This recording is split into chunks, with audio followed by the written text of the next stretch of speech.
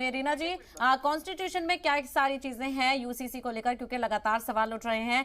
कई आर्टिकल्स का हवाला भी दिया जा रहा है और असदुद्दीन ओवैसी ने बीजेपी को भी याद दिलाया कि आप कई सारे ऐसे आर्टिकल्स हैं जिनको भूलकर आप यूसीसी की तरफ बढ़ रहे हैं। आपसे जानना चाहेंगे क्योंकि आप सीनियर एडवोकेट भी हैं सुप्रीम कोर्ट की।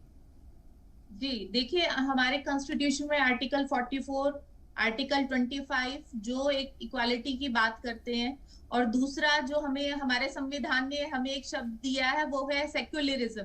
हम्म। एक तरफ तो हम सेक्युलरिज्म की बात करते हैं और जी। दूसरी तरफ हमें यूनिफॉर्म सिविल कोड लगाने में हमें डर लगता है। देखिए, यूनिफॉर्म सिविल कोड का सबसे बड़ा पर्पस ये है कि जो अभी तक हमारे देश में दंगे होते थे, पत्थरबाजी होती थी, जी। महिलाओं का, ये जब हम ट्रिपल तलाक की बात कर रहे हैं, जो प्रताड़ना झेला जा रहा था, ट्रिपल तलाक को एक भी इंसान अगर कोई ये कहेगा कि हाँ ट्रिपल तलाक बहुत अच्छा था तो वो मुझे उसके इंसान होने पे ही शक है। तो ये यूनिफॉर्म सिविल कोड क्या कह रहा है कि ये जो हमने व्यक्तिगत कानून बना रखे थे, इन्हें हमें खत्म करना है।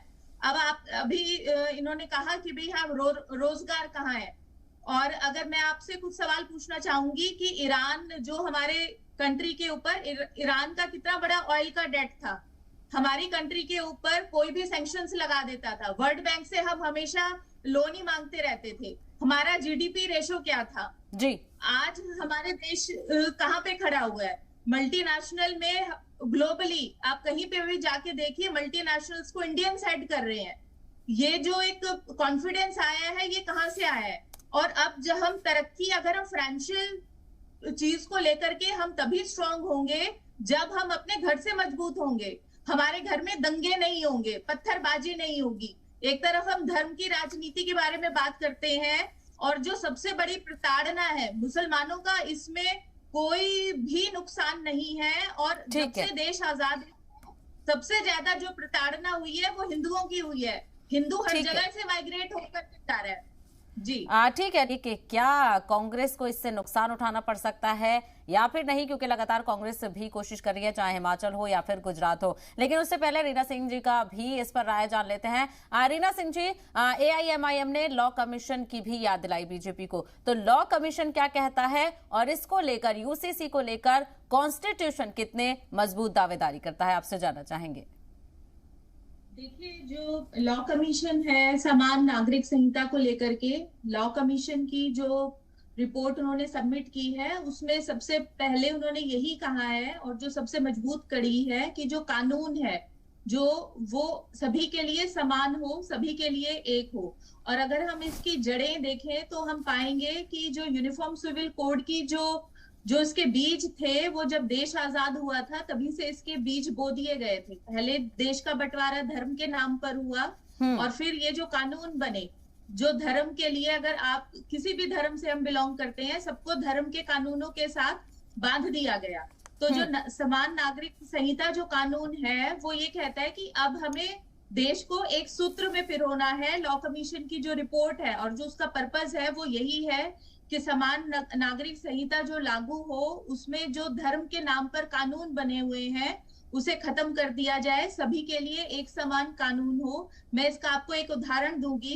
देख, जो हमारे देश में इंडियन कॉन्ट्रैक्ट एक्ट है, ट्रांसफर ऑफ प्रॉपर्टी एक्ट है, हम्म। सीपीसी है, सीआरपीसी है, ये किसी तरह से हमें धर्म के हिसाब से हमारे साथ न्याय नहीं करते हैं। हम्म। ये सभी को एक समान न्याय करते हैं। तो जो लॉ कमीशन है उसकी रिपोर्ट का भी यही उद्देश्य है। और जो हमारा जो यूनिफॉर्म सिविल कोड है, और ये लागू होना चाहिए, इससे ये होगा, एक समानता आएगी। अगर अब मैं ये कहूं कि जो विदेश में किसी भी आप डेवलप्ड देश को देख लीजिए, चाहे वो अमेरिका है, यूके है, या अलग यूरोप के देश हैं, जो डेवलपमेंट इंडेक्स में भारत से बहुत आगे हैं, हम्म। कहीं पे भी कानून धर्म के आधार पर नहीं है।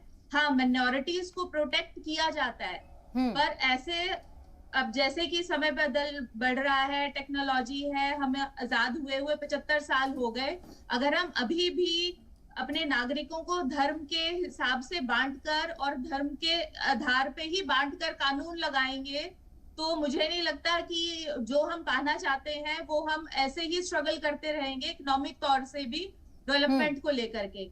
और ये एक राजनीतिक साजिश है, ये किसी हम्म। हिंदू साथ नहीं जुड़ा हुआ है, ये किसी मुस्लिम के साथ नहीं जुड़ा हुआ है। ये जो हमारे राजनेता हैं, जी उन्होंने ही ये बीज बोए हैं अपनी वोट बैंक की राजनीति के लिए।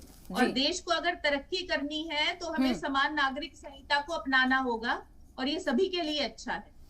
बिल्कुल, ऐसे में जी। देखना ये होगा कि कितना फायदा इससे लोगों को होगा। रीना जी, आपसे जानना चाहेंगे, इस स्ट्रैटेजी के साथ अगर बीजेपी बढ़ती हुई नजर आ रही है तो कहीं ना कहीं लोगों में एक्सेप्टेंस भी दिख रही है यूसीसी को लेकर, आप क्या कहेंगी?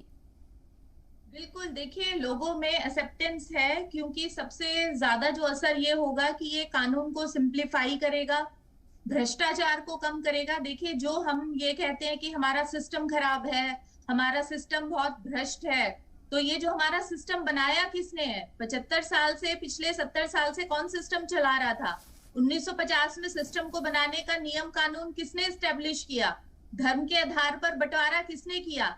एक तरफ तो हम सिस्टम की दुहाई दे रहे हैं और दूसरी तरफ हम रूट कॉज को नहीं जानना चाहते हैं। देखिए, जो रूट कॉज है वो एक है भ्रष्टाचार और दूसरा है आरक्षण।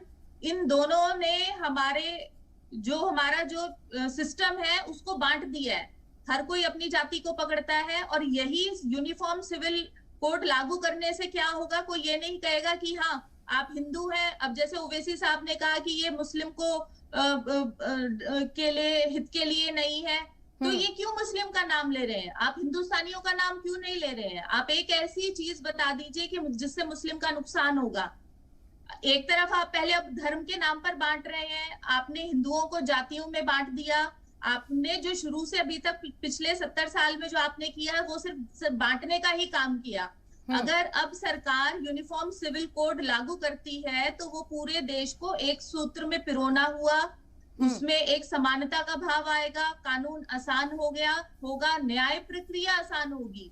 न्यायालयों पे देखिए, आज की डेट में बहुत बहुत ही ज्यादा बोझ है कि अगर अभी एक रिसेंटली सुप्रीम कोर्ट का जजमेंट आया था, वो था एज पर मोहम्मदन लॉ, उसको सभी ने क्रिटिसाइज किया। एक माइनर बच्ची को लेकर के था, आप सबने भी उसके बारे में पढ़ा होगा, कि जिसमें जो एक मैरिज को लेकर के था, जो माननीय न्यायालय ने जो ऑर्डर पास करा वो मोहम्मदन लॉ को लेकर के करा। उन्होंने वो किसी अदर लॉ को लेकर के नहीं किया, उन्होंने क्रिश्चियन लॉ को लेकर के नहीं किया। तो इसी से ही हमें ये साबित होता है कि आज के टाइम में हमें कितना जरूरत है। एक तरफ हम ये बात करते हैं कि हम compete कर रहे हैं, हम चाइना के साथ हमारा कंपटीशन है, हमारा कंपटीशन में अभी हम खड़े होने लायक ही नहीं है, क्योंकि हम जातियों में, धर्म पे बटे हुए हैं, और एक सूत्र में देश को पिरोने के लिए समान नागरिक संहिता का लगना बहुत जरूरी है। ठीक है, सवाल उठ रहे हैं कि यूसीसी तो बहाना है, हिंदू मुस्लिम को लड़वाना है। नहीं, बिल्कुल भी ऐसा कुछ नहीं है। और जो हिंदू मुस्लिम के बीच में जो भेदभाव था, यूसीसी लगने से वो जो भेदभाव है, वो जो गैप है और जो बंटवारा है, आपस में जो मतभेद हैं वो खत्म होंगे।